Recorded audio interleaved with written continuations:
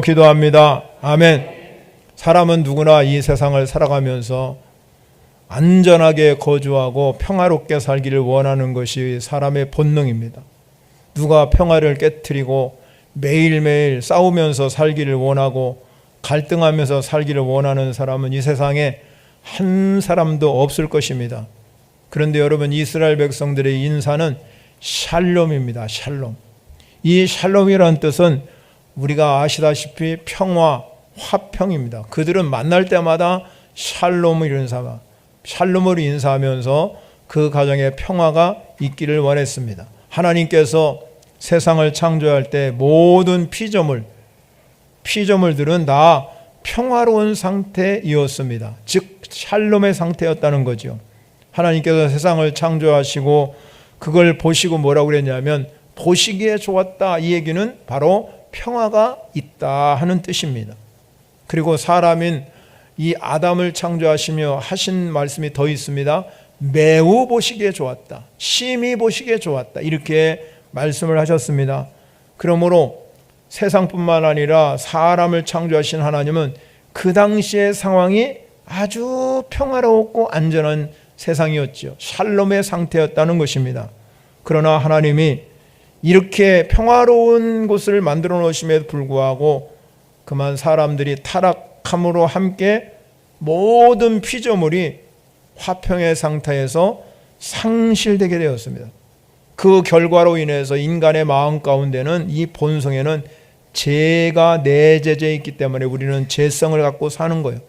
동물들은 또 그렇게 화평을 깨트렸기 때문에 본성이 흉포한 본성을 가지고 있고 땅과 식물은 뒤틀린 모습을 보게 되잖아요. 곡식을 아무리 여러분 우리가 잘 재배해도 여러분 그 곡식의 옆에는 풀이 어마어마하게 나고 또 병충해가 얼마나 심합니까? 풀을 메고 뒤돌아서면 또 풀 나고. 그러니까 여러분 이런 상태가 바로 뒤틀린 상태라고 말할 수 있을 것입니다. 나아가서 하나님과 사람 사이 뿐만 아니라 사람과 사람 사이, 사람과 자연 사이도 다 평화가 깨어진 상태, 이 관계가 깨졌다는 겁니다. 다 뒤틀려 있다는 거죠. 그러니까 서로 갈등하고 서로 여러분 평화를 이루지 못할 때가 너무나 많습니다. 여러분 창세기의 4장에 보면은 이런 평화가 아주 깨어진 모습이 적나라하게 기록된 모습을 보게 됩니다. 창세기 4장에는 가인과 아벨이라는 인물이 나오는데 이 가인의 마음 가운데 이런 죄가 지배하고 있었기 때문에 그 결과가 뭐냐면 늘 마음이 분노가 가득 차 있는 거예요. 불평불만 원망이 가득 차 있었습니다. 그래서 그 분노로 인해서 자기 동생인 아벨을 살인하게 됩니다. 그렇기 때문에 이 모든 관계가 다 깨어져 있습니다. 창세기 4장에 뭘 읽어보면은 그로 인해서 땅과 사람 사이, 사람과 사람 사이 모두가 다 저주를 받았다 이렇게 기록하고 있습니다. 결국은 이 가인은 땅에서만 이 관계가 단절되고 그런 것이 아니라 하나님의 관계도 깨어지고 말았다는 것입니다. 그렇기 때문에 우리가 이 세상을 살아가는 우리 모든 성도에게는 화평이 필요한 줄 믿으시기 바랍니다. 깨어진 관계를 되돌려 놓는 것, 관계가 회복하는 것, 이걸 우리는 평화다 이렇게 말합니다. 그래서 여러분 이 깨어진 관계를 회복하기 위해서 평화를 주시기 위해서 이 땅에 예수 그리스도 그분을 보내주셔서 그분이 희생제물이 되셨습니다.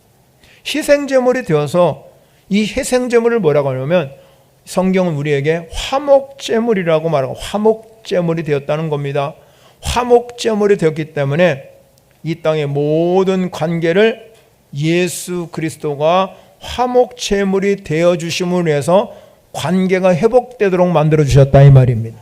하나님과 인간의 관계, 사람과 사람의 관계, 사람과 자연의 관계가 바로 이 예수 그리스도의 화목제물이 되셨기 때문에 이 관계가 회복되는 것이죠. 그래서 평화가 완성됐다는 것은 화목제 규례를 보여줬다 이 뜻입니다. 화목제 규례가 보여졌다는. 그래서 레위기, 오늘 성경을 읽은 레위기에 나오는 화목 제사 규례를 포함해서 많은 제사들이 나오지요. 그 제사와 모든 계명, 레위기 1장부터 우리가 마지막 장까지는 전부 다 규례와 법도에 대해서 설명하고 있습니다. 그런 규례와 법도, 제사의 규례뿐만 아니라 모든 계명은 이 레위기서를 준 목적은 이거를 잘 지키면 평화가 이루어진다, 이 뜻입니다. 그렇기 때문에 오늘 본문 3절에서도 너희가 내 규례와 계명을 준행하면이라는 전제 조건을, 규례라는 걸 아까 말씀드렸지만 바로 예수 그리스도가 화목제물이 되신 규례, 그로 인해 발생한 계명, 이런 것들은 하나님이 우리에게 주어진 건데 이 모든 것들은 다 평화를 이루기 위해서 주어졌다는 것입니다. 그런데 우리 사람들이 이걸 잘 지키기만 하면 이 모든 깨어지고 뒤틀려진 모든 관계가 회복되어서 이 땅에 평화를 약속한 줄 믿으시기 바랍니다. 그래서 오늘 본문 6절에 가서 내가 그 땅에 평화를 줄 것인즉 그렇게 말하고 있습니다. 깨어진 관계가 회복하는 것이 평화이기 때문에 우리가 하나님의 규례와 계명을 준행하면 이 땅에 평화를 주신다. 그러므로 평화는 인간이 만들어내는 산물이 아니라 하나님의 주신 선물인 걸 믿으시기 바랍니다. 그렇기 때문에 이 평화는 어디에서 오는 겁니까? 하나님께로부터 오는 거예요. 구약성서에 보면은요, 참 선지자와 거짓 선지자가 많이 나와요. 이 참 선지자와 거짓 선지자들의 치열한 논쟁거리가 하나 있었는데 그게 뭐냐면 바로 이 평화의 문제였습니다. 샬롬의 문제였습니다. 특별히 이 바벨론에게 포로로 잡혀가는 것, 참 선지자들은 바벨론에게 항복하는 것이 평화라고 그랬지만 거짓 선지자들은 바벨론과 대항하는 것이 평화라고 그랬어요. 그런데 여러분, 예루살렘은 바벨론에게 멸망을 당하고 말았습니다. 그 바벨론에게 포로로 많은 사람들이 잡혀가고 난 후에 구약성서 예레미야 선지자가 뭐라고 이렇게 하냐면 하나님이 말씀하셨다. 너희를 향한 나의 생각을 내가 안다. 근데 그거는 평안이요 재앙이 아니다. 너희에게 미래와 희망을 주는 것이다. 예레미야 선지자는 바벨론의 포로로 잡혀간 것이 이것이 하나님이 주신 평안이다 이렇게 생각한 거죠. 그래서 이사야 선지자는 유다 백성들이 저 70년을 차고 나서 다시 포로에서 돌아오게 될 때 이걸 가르쳐서 평화의 복음이었다 이렇게 말씀하고 있습니다. 성경을 여러분 자세히 읽어보게 되면 우리가 이러한 평화는 세상적인 평화지만 예수 그리스도가 이 땅에 오실 때 이사야 선지자가 말합니다. 그가 찔림은 우리의 허물 때문이요 그의 상함은 우리의 죄악 때문이라. 그가 징계를 받음으로 우리는 평화를 누리고 그가 채찍을 받음으로 우리가 나음을 얻었도다 그랬습니다. 즉 예수 그리스도가 메시아가 되셔서 우리에게 십자가의 그 화목제물이 되심으로 해서 우리가 평화를 누리게 된 줄 믿으시기 바랍니다. 그렇기 때문에 평화는 하나님의 주신 선물이라는 겁니다. 세상 사람들은 다 평화를 원하지요. 성경을 쓰여진 당시 이 신약성서, 특별히 신약성서를 쓰여진 당시는 세상을 누가 지배했냐면 로마라는 나라가 세상을 지배하게 되었습니다. 그런데 로마라는 나라가 세상을 지배했는데 그 로마는 자기들이 원하는 이 정치를 통해서 평화를 이룬다. 그래서 팍스 로마난이라고 얘기했습니다. 그런데 여러분 어떻게 됐습니까? 그렇게 주도권을 행사해서 우리나라 중심으로 우리가 세계를 지배하니까 우리를 통해서 평화가 이룰 줄 알았지만 그 나라도 역시 멸망하고 말았습니다. 지금은 미국 주도 안에 평화를 얘기죠. 팍스 아메리칸이라고 얘기하죠. 그러지만 그렇게 아무리 자기 나라 중심으로 평화를 얘기한다 할지라도 세상은 끊임없이 전쟁이 일어나고 여러 가지 갈등이 생기고, 이런 이유가 뭐냐면 힘의 논리로는 절대로 평화를 이룰 수 없다는 겁니다. 오직 참 평화는 하나님께로부터 오는 선물인 줄 믿으시기 바랍니다. 그래서 오늘 레위기에서 너희가 내 규례와 계명을 준행하면 그 땅에 사는 모든 사람들에게 평화를 주실 것이다.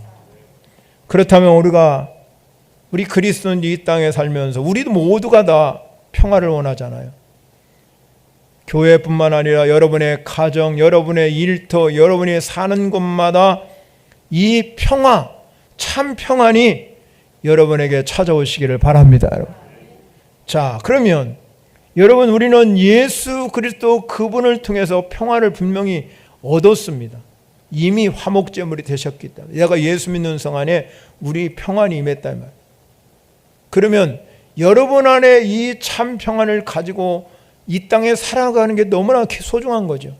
그럼에도 불구하고 우리는 매일매일 삶 가운데 평안을 누리지 못하고 화평을 누리지 못하고, 어느 때는 여러분 초조, 불안, 여러 가지 두려움, 또 나의 삶의 갈등, 싸움, 수없이 많은 것들이 우리 주변에 이렇게 있습니다.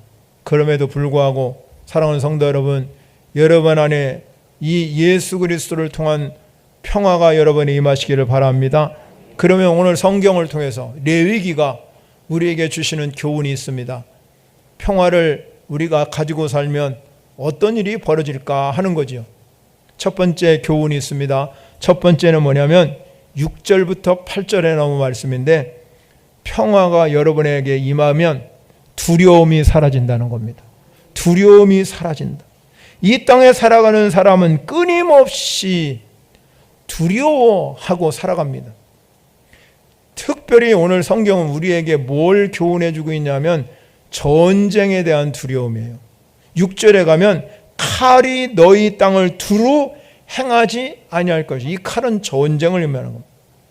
7절에 가면 그들이 너희 앞에서 칼에 엎드러질 것이다.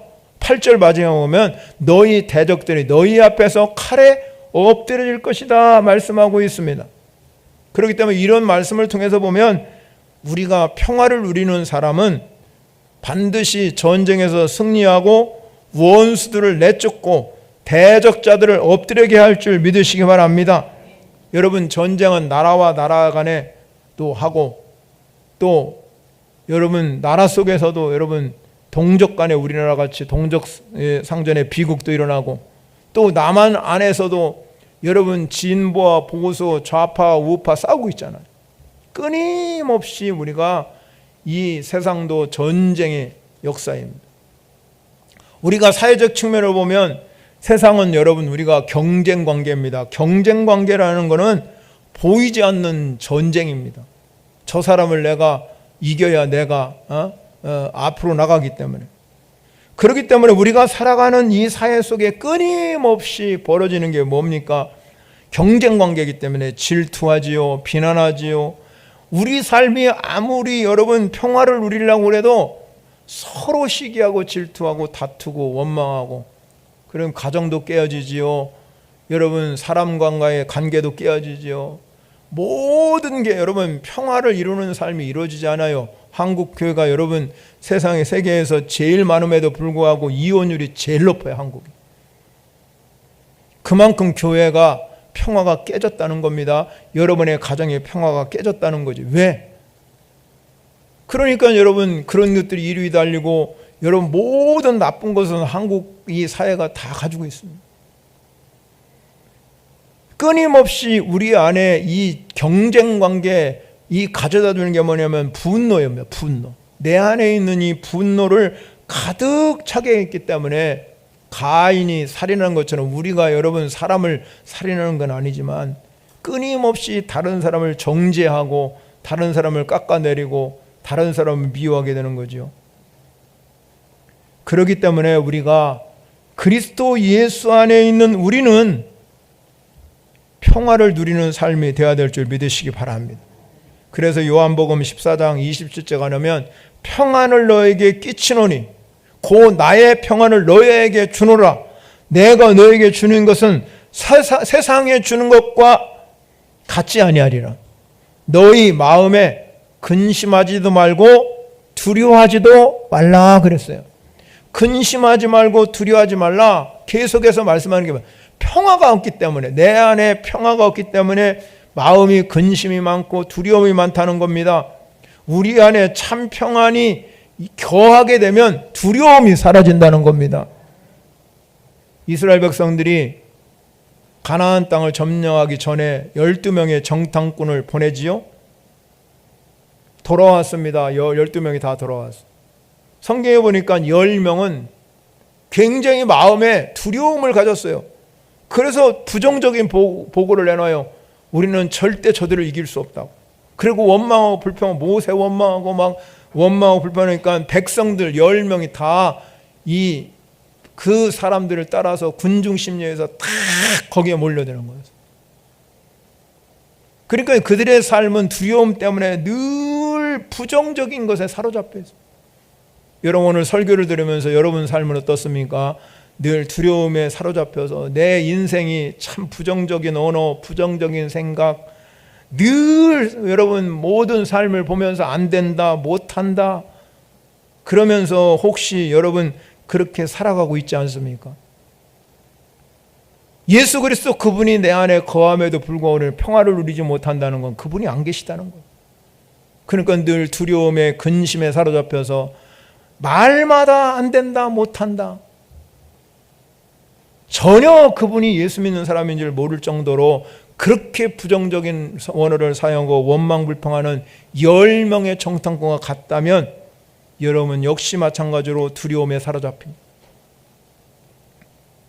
여러분 2명의 정탐꾼인 성경은 여호수아 갈렙이라고 표현하는데 민수기 14장에 보면 그렇게 말합니다. 하나님을 거역하지 말라.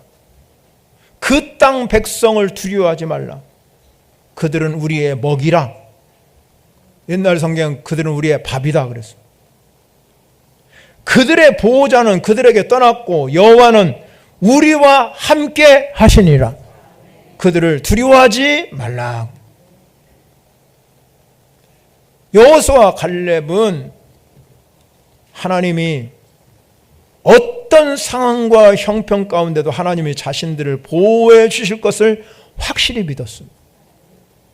여호수아 갈렙 안에는 그 마음 가운데는 하나님의 주시는 참 평안이 있었기 때문에 똑같은 사람에도 불구하고 10명의 정탐꾼과 2명의 정탐꾼은 너무너무 차이가 크잖아요. 평화가 임한 이 2명의 정탐꾼은 하나님이 나와 함께 하실 것이다. 이 믿음이 있었다는 것. 그러니까 늘 긍정적이죠. 똑같은 걸 보고도 저들은 우리의 밥이다. 능히 저들을 이길 수 있다. 이게 믿음인 줄 믿으시기 바랍니다. 믿음이 무엇입니까? 할 수 없거든이 무슨 말이냐? 믿는 자에게는 능히 하지 못할 일이 없느니라. 할 수 없는 거 할 수 있어요.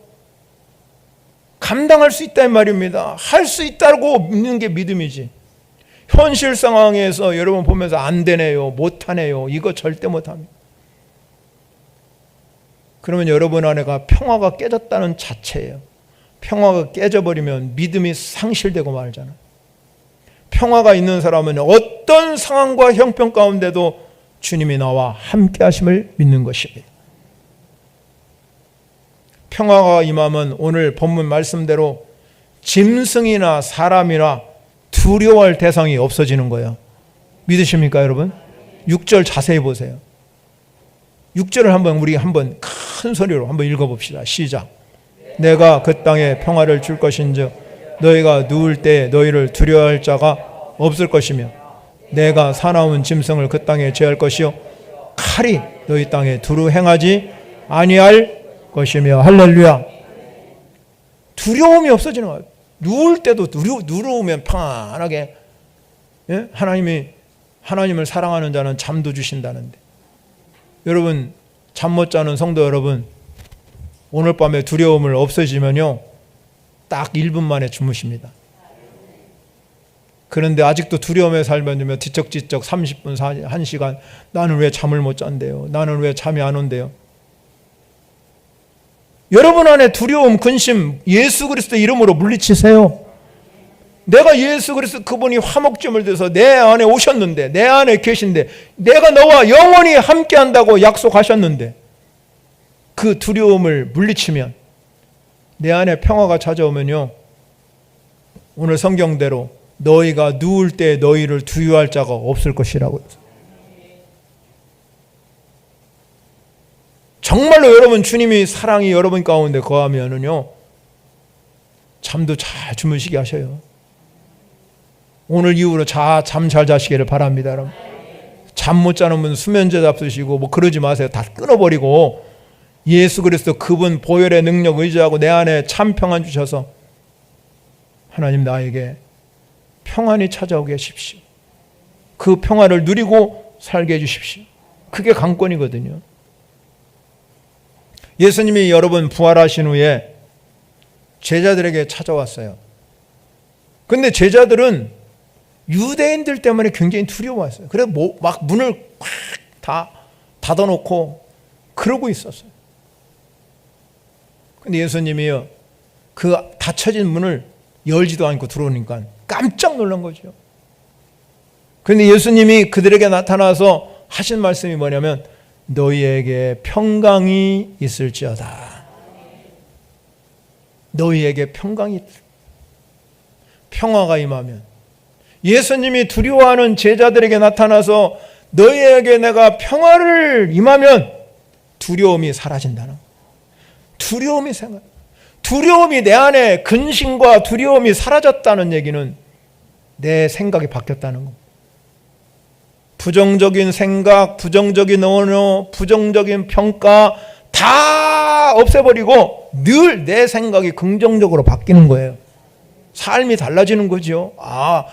여러분 똑같은 일을 보고도 어떤 사람은 부정적인 생각하죠. 안 된다. 목사님들 가운데 그런 사람은 저는 절대 그런 사람 안 새깁니다. 몇 번 사귀다가 보면 저분은 안 되겠네. 매일 생각하는 게 부정적이니까. 어떤 정치적인 상황을 보고 어떤 교회 환경을 봐도 다 부정적이에요. 똑같은 상황에도 긍정적인 사람 얼마나 감사합니까?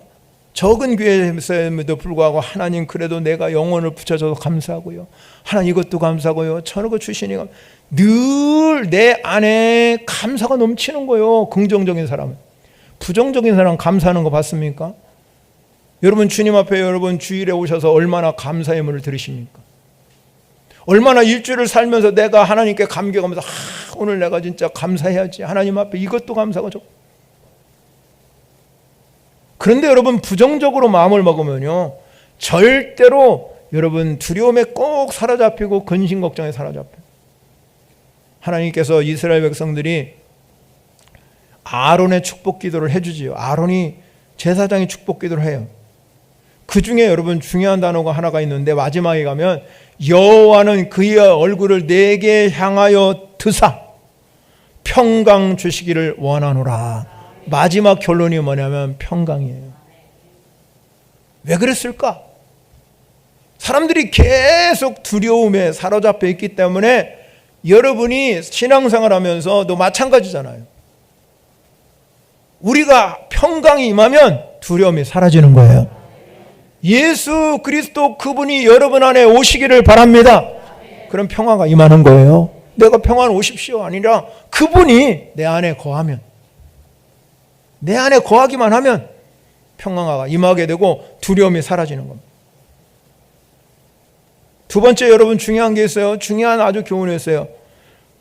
오늘 본문 9절과 10절에 보면 뭐라고 말하냐면 평화가 임하면 번성하고 창대하며 풍성한 삶을 누리게 된다는 거예요. 이게 소중하잖아요. 9절 말씀 봅니다. 또 읽었으니까 또 한 번 더 읽어볼까요?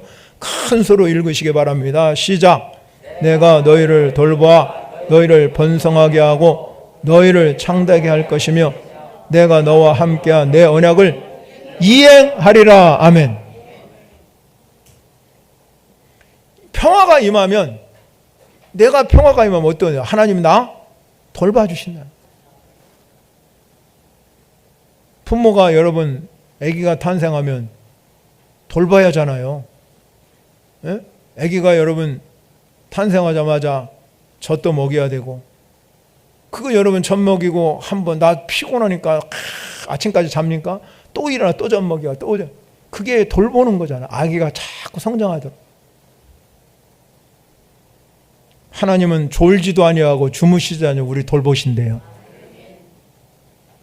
그런데 그냥 돌보기만 하는 게 아니라 오늘 성경에서 우리에게 중요한 단어를 몇 가지 썼어요. 하나는 번성이라는 단어. 번성. 하나는 뭐라고 했어요? 창대라는. 번성이 뭡니까? 번성이라는 뜻은 여러분 내 자녀 후손들이 잘 되는 거예요. 번성이라는 의미 속에는 내 자녀들이, 여러분에게 수없이 말씀하잖아요. 나보다도 내 후손이 잘 되기를 원하십니까? 평화를 누리시기 바랍니다. 그런데 여러분 잘 되는 것만 가지고는 안 돼요. 예수 안에서 잘 되셔야 돼요. 제가 끊임없이 말씀드리잖아요. 우리는 다음 세대를 일으키는 사람이 돼야 된다. 다음 세대 예수 잘 믿는 사람이 여러분의 자녀를 통해서 번성하고 창대케 돼야 된다. 그런데 다른 세대가 일어나면 안 된다. 예수 믿지 않은 또 다른 세대, 나는 예수 잘 믿고 여러분 천국 갈지 몰라도 내 세대, 나 후손이 번성하고 창대하게 되려면 믿음의 사람을 계속해서 일으켜서 여러분의 가정에 믿음의 명문 가문을 이뤄가서 번성하고 창대하게 돼야지. 그러지 아니하고 다른 세대가 일어나서 여러분 그 세대가 번성하고 창대하면 무슨 의미가 있을까요? 아무 의미 없어요. 지금부터 여러분 많이 기도하세요.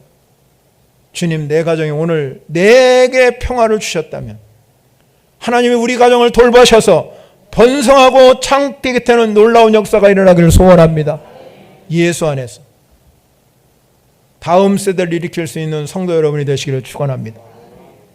또 하나 중요한 것이 있습니다. 10절에 가면 뭐라고 하겠냐면 풍성함이 있다. 풍성. 그건 당대 여러분에게 주시는 거예요. 번성과 창대는 후손에게 주는 거지만 이 지금 풍성한 삶은 지금 여러분이 평화가 누리는 여러분 속에 임하는 것인 줄 믿으시기 바랍니다. 3절과 3절에 4절에 가면 그렇게 말해요. 4절 5절에 가면 4절 봅니다. 4절 한번 다시 읽습니다. 시작. 내가 너희에게 철 따라 비를 주리 땅은 그 산물을 내고 밭의 나무는 열매를 맺으라. 여기서 중요한 단어가 무엇인지 아십니까? 철 따라요. 철. 여러분의 삶에 철 따라, 계절에 따라, 때에 따라, 하나님 철 따라 뭡니까? 그때에 맞게 하나님 돌보시는 사람은 그때에 맞게 하나님이 역사하는 거죠. 때에 맞게 철 따라. 농경사에 있기 때문에 이 말씀을 하는 겁니다. 10절에 가서도 뭐라고 말하냐면 너희는 오래 두었던 묵은 곡식은 먹다가, 묵은 곡식까지 있어요. 먹다가 어떻게 됐어요? 새 곡식으로 바꾼대요. 얼마나 큰 축복입니까? 진정한 평화가 내 마음 가운데 임하게 되면 우리는 이 평화의 규례에 따라서 여러분의 후손들은 번성하고 창대케 되고 내가 살아가는 현상에는 이렇게 풍성한 묵은 곡식이 새 곡식으로 바뀌는 역사가 일어날 줄 믿으시기 바랍니다. 풍성한 열매가 가득. 우리가 이 땅에 살아가는 하나님의 백성들이 정말로 이와 같이 번성하고 창대케 될 뿐만 아니라 풍성한 삶을 누리고 사시기를 바랍니다. 그런데 여러분, 성경은 이렇게 말해요. 악인들은 절대로 샬롬을 말하지 않는데요. 또 평안히 땅에 거하는 자를 자꾸 거짓말해가지고 모해한답니다. 집에 가서 읽어보세요. 시편 35편 20절에 보면 그렇게 무릇 그들은 화평을 말하지 아니하고 오히려 평안히 땅에 사는 자들에게 거짓말로 모략한대. 그러나 시편 30편 11절에 보면 그러나 온유한 자는 땅을 차지하며 풍성한 화평으로 즐거워하리라. 여러분 안에 참 평안이 임하면 참된 축복을 누리고 산다는 거죠. 그걸 본 이 악인들은요, 자꾸 그걸 모해하는 거예요. 여러분 어떤 자가 되겠습니까? 내 안에 예수 그리스도 그분이 오셔서 참 평안을 누리면 이렇게 번성하고 창대케 되고 풍성한 열매가 때를 따라 역사하시는 줄 믿으시기 바랍니다. 그런데 그거 보고 시기하고 질투하는 사람들은 악인입니다. 그래서 자꾸 모해하는 거예요. 사람들 분열을 일으킵니다. 갈등하게 만듭니다. 마지막 세 번째 중요한 교훈이 있습니다. 오늘 11절과 12절인데요. 평화가 임하면 어떤 일이 일어나냐? 하나님의 통치 아래 임마누엘을 경험하게 돼. 임마누엘. 11절에 보면 이렇게 말합니다. 내가 내 성막을 너희 중에 너희 중에 세울 거라고 했어요. 내 마음이 너희를 싫어하지 아니할 것이며 그랬습니다. 이스라엘 가운데 성막이 있고, 그리고 그 다음에 12절에 가면 나는 너희 중에 행하며 너희의 하나님이 되고 너희는 내 백성이 될 것이니라. 할렐루야. 분명하게 말씀하잖아요. 하나님께서 이스라엘 백성들에게 거하셔서 두루 행하고 돌보시고 이스라엘의 하나님이 되시고 그들은 내 백성이 될 거라는 거예요. 무엇보다도 이스라엘의 행복의 근원은 하나님의 미움의 대상이 아니라 사랑의 대상이에요. 하나님의 관계가 회복하면, 평화가 임하면, 하나님의 임재 안에 거하게 하면 여러분이 오늘 성경의 말씀대로 뭐라고 말씀합니까? 나는 너희 중에 행하며, 12절에 그래. 너희 중에 행한다.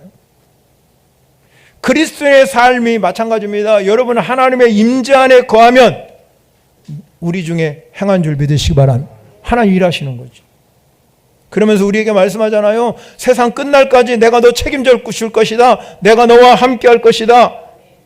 그렇기 때문에 우리는 세상을 살아가면서 임마누엘 하나님을 경험해야 돼요. 예수 그리스도가 이 땅에 오셔서 이름을 두 가지 주셨습니다. 예수라는 이름, 임마누엘 이름. 임마누엘의 뜻이 뭡니까? 하나님이 우리와 함께 계시다 하는 뜻이에요. 그리스도가 이 땅에 오심으로 그분이 하나님이 되셨고 인류의 아버지가 되시고 샬롬의 주인이 되셨어요. 우리는 끊임없이 그분의 통치 아래 있잖아요. 그분 안에 통치 아래 있기 때문에 우리는 늘 평화를 이루고 끝까지 주님의 뜻을 이루어가야 돼요. 이사야 선지자가 말합니다. 좋은 소식을 전하며 평화를 공포하며, 좋은 소식을 전하며 평화를 공포하며. 그래서 우리가 하나님의 통치를 받는 사람들이 그 산을 넘는 발이 그리 어찌 그리 아름다운다. 하나님의 구원을 통해서 여러분이 가장 크게 축복을 누릴 게 평화인 걸 믿으시기 바랍니다. 그래서 하나님 나라는요, 먹고 마시는 나라가 아니라 의와 희락과 평강이라, 통치하는, 하나님이 통치하는 나라는 하나님 나라를 의미하기 때문에 그 나라는 의와 희락과 평강의 나라요. 사도 바울은 우리 그리스도인의 그래서 에베소 6장 15절에 평안의 복음이 준비한 것으로 신을 신으라고 그랬습니다. 이 땅에 살아가는 우리 성도들이 여러분 평화가 임하면 우리도 평화의 사도가 되어야 돼요. 마태복음 5장 9절에 산상수훈에서 화평케 하는 자는 복이 있나니 그들이 하나님의 아들이라 일컬음을 받을 것이라 그랬습니다. 여러분 다 화평케 하는 자가 되시기 바랍니다. 사랑하는 성도 여러분, 평화는 하나님이 주시는 선물이에요. 이 평화를 내 안에 간직하면 하나님은 두려움을 사라지게 하시고, 그리고 번성하고 창대하고 풍성한 삶을 누리고 살게 하시고, 임마누엘 그 하나님이 나와 함께하는 사실을 믿어야 합니다. 그렇다면 우리가 이 땅에 살아가면서 트러블 메이커로 살면 안 되잖아요. 예수 믿고 가정도 마찬가지예요. 부부간에 서로 존중해주고 서로 아껴주고 사랑해주고. 트러블 메이커가 되면 맨날 싸우는 거예요. 관계가 틀려진 거죠. 그럼 여러분 화평이 깨진 겁니다. 그 가정은. 교회도 마찬가지고 우리는 트러블 메이커가만 되면 안 됩니다. 절대로 여러분 우리는 부정적인 이 삶을 살면 분노가 가득 차 있기 때문에 늘 부정적이에요. 긍정적인 사람은 피스메이커입니다. 주님이 우리에게 요구하는 게 뭡니까? 평화를 너에게 임하면 평화의 사도로 살아라는 겁니다. 이스라엘 백성들이 역사를 통해서 하나님을 기쁘게 하며 이 평화를 누리는 삶을 살아야 되는데 실패했거든요. 그럼 우리는 이 말씀을 보면서 깨닫는 것이 뭐냐? 예수 그리스도 그분이 화목제물이 되셔서 평화를 이루기 위해서 이 땅에 오셨구나. 하나님 나라가 일어나기 위해서 오셨는데 평화가 내 안에 임하면 이런 복이 임하는구나. 그 믿음이 여러분에게 있어지기를 바랍니다, 여러분. 그럴 때 진정한 평화의 사도로 내가 누리고 살아보니까 내가 내 안에 근심과 두려움이 사라지고 내 자녀들이 번성하고 창대게 되고 내 삶이 풍성한 삶으로 일어나게 되고 내가 하나님과 함께하는 삶을 누리고 살아보니 그게 옳더라 이 말이죠. 그러니까 나도 똑같이 평화의 사도가 돼서 전하는 거예요. 예수 그리스도 그분을 증거하게 되는 거예요. 예수 믿으니 내 안에 평화가 찾아오더라. 그 결과는 이렇게 많은 것들이 우리에게 임한다는 것을 많은 사람들에게 보여주시는 성도 여러분이 되시기를 축원합니다. 찬양을 통해서 우리 함께 말씀을 생각하며 기도하겠습니다.